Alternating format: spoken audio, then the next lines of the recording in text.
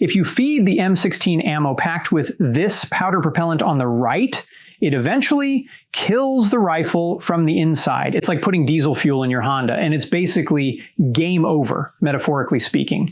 But the one on the left burns at a controlled rate, and it doesn't wear out the rifle. Everything was good until the Army was running short on ammo supply from Remington.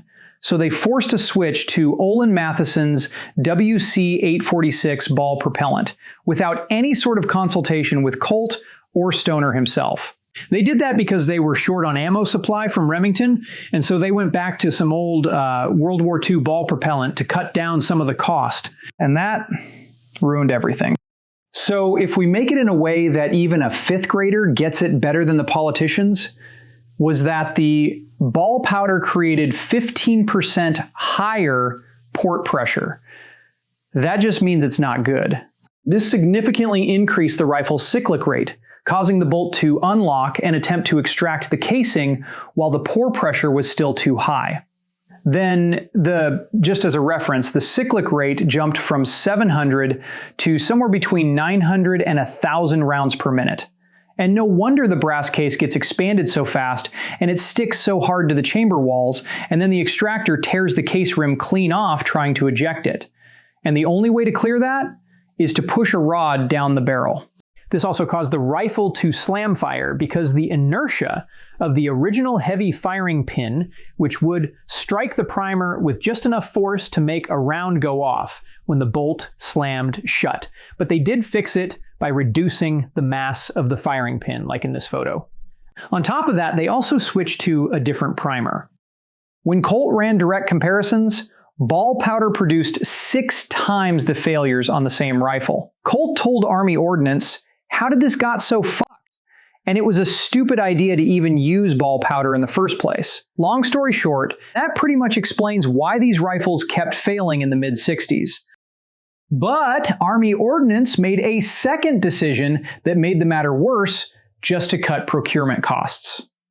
It's not the design, it wasn't anything to do with the core function of the rifle either, and most soldiers deal with it at least a few times in the field in the jungle weather conditions of Vietnam.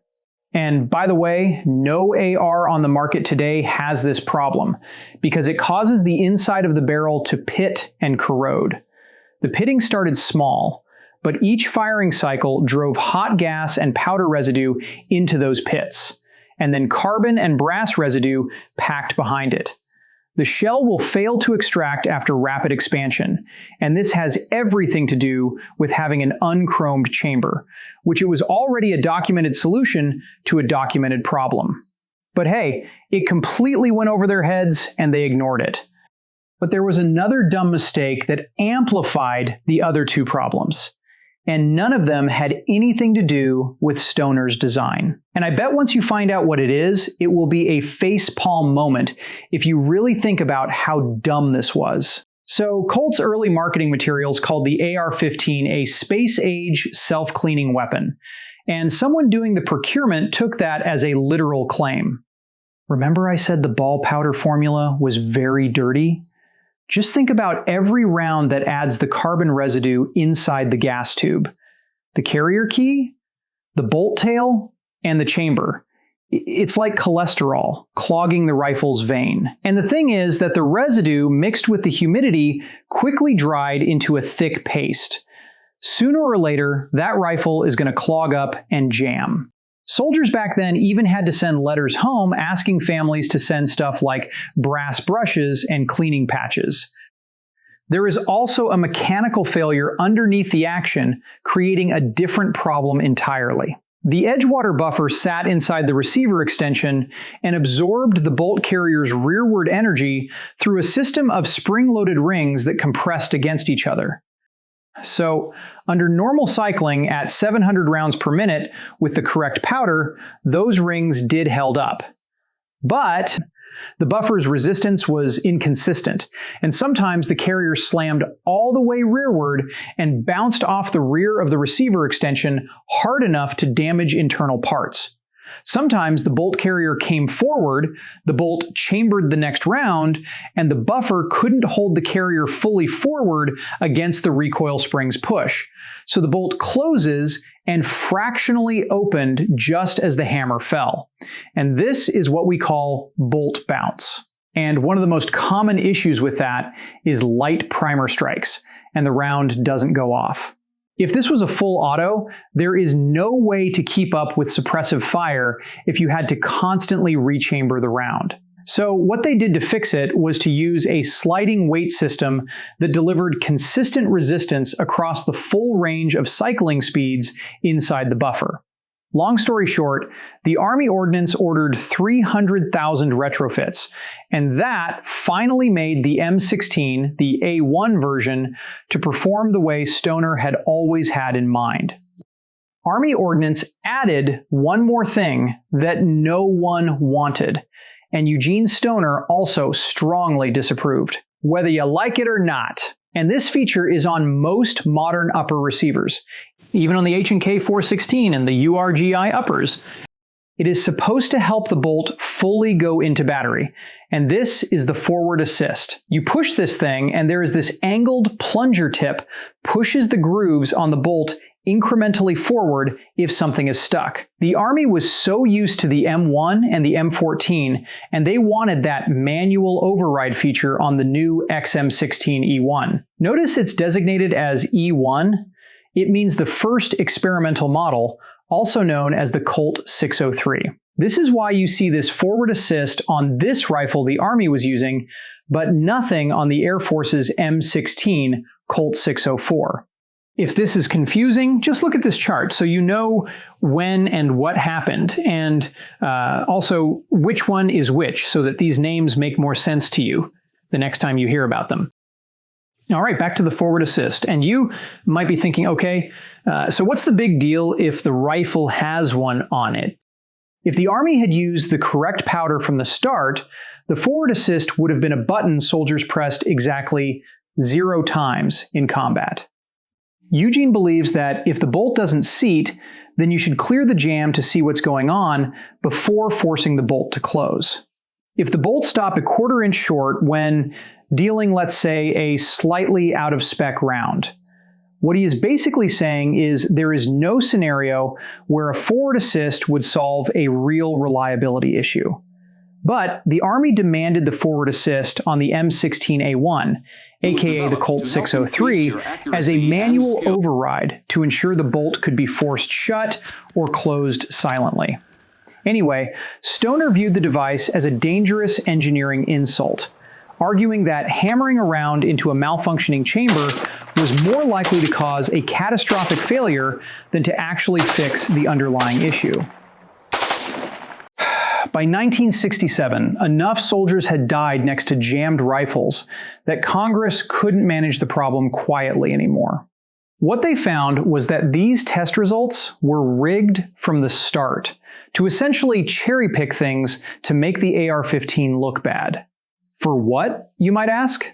And if you trace the paper trail, and by the way, the Congress called it criminal negligence, because all of that was done to protect the M14 and bury the AR-15. No matter what, it's a dog-eat-dog world, no matter if you're selling cars or selling guns. Long story short, nobody faced charges. The decisions were too spread out to pin on any one person. What happened instead was institutional. Army Ordnance got restructured. Springfield Armory closed. The organizations behind it got dismantled. But troops who received the fixed M16A1 rifle after 1968 had almost no reliability complaints. So the original Colt 601 design iteration was never the problem. But fast forward to 2001, the same pattern repeated itself when the US Marines wanted the rifle to shoot the NATO M855 62 grain full metal jacket round with a steel penetrator core in the middle. And if that core isn't fully centered, then it affects the accuracy significantly. In fact, the bullet was initially designed for machine guns. So with all that, many converted from the A1 to the A2 using the Capco conversion kit. And that was the M16A1E1. It basically kept the bolt, the charging handle, and added the burst trigger system instead of the full auto in the receiver. The barrel went from 1 in 12 twist to 1 in 7 just to stabilize the new NATO bullet. The Marines also wanted better sights, a stronger buttstock, and most noticeable was the beefed up receiver, among up to 14 changes. And most of those changes were fairly good.